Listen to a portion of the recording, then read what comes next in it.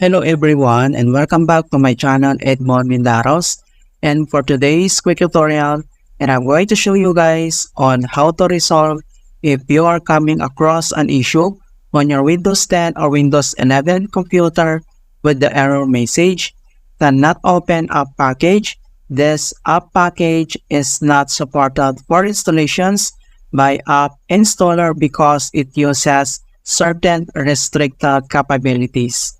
So getting the app package not supported error, this can happen if you are installing apps from third-party sources or if the store isn't supporting the installer.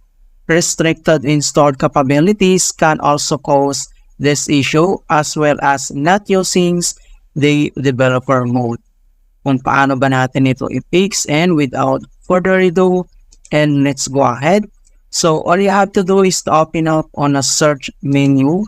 And then dito sa search for apps, so type mo lang dito yung settings. And then, click mo lang dito yung open.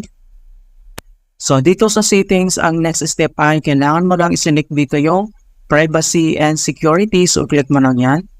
And then dito sa privacy and security, so under dito sa security ay kailangan mo lang i-select dito yung for developers. So, the settings are intended for development use only.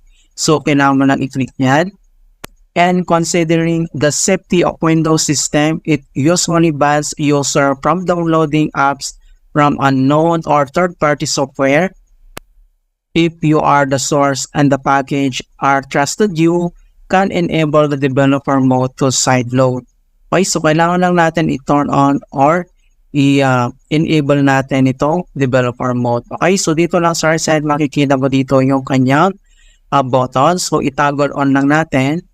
And then, pop up itong notifications and then click mo lang dito yung yes.